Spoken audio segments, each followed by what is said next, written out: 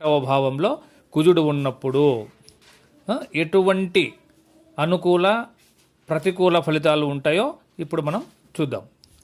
లగ్నంలో అనగా ఒకటవ భావంలో కుజుడు ఉన్నప్పుడు కోప స్వభావం కలిగి ఉంటారు. కావున తొందరగా కోపం వస్తుంది. తొందరపాటు నిర్ణయాలు తీసుకుంటూ ఉంటారు. వాటి వల్ల సమస్యలు కొని తెచ్చుకుంటూ ఉంటారు.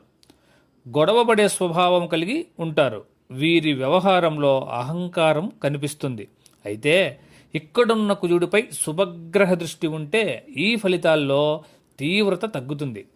స్వక్షేత్రము ఉచ్చ మిత్రక్షేత్రాల్లో ఉన్నప్పుడు, ఇప్పుడు చూడండి, ఇక్కడ రెండులో మేషరాశిలో అది స్వక్షేత్రం అవుతుంది, మీనరాశిలో మిత్రక్షేత్రం అవుతుంది.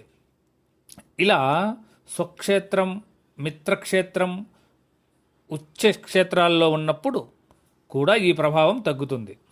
శత్రు నీచ క్షేత్రాల్లో ఉన్నప్పుడు ఈ ప్రభావం మరింత ఎక్కువగా ఉంటుంది. అయితే భావాధిపతి, ఒకటవ భావాధిపతి కారకుల యొక్క బలాబలాలను బట్టి పై ఫలితాల్లో మార్పు ఉంటుంది.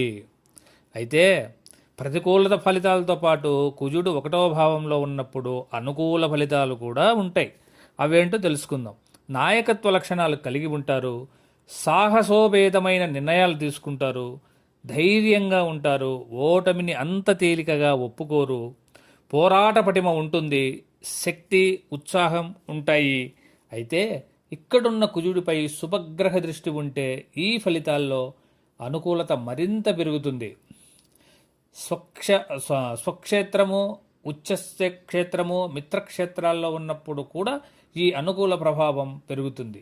శత్రు నీచ క్షేత్రాల్లో ఉన్నప్పుడు మరియు పాపగ్రహ వీక్షణ ఉన్నప్పుడు అనుకూలత తగ్గుతుంది.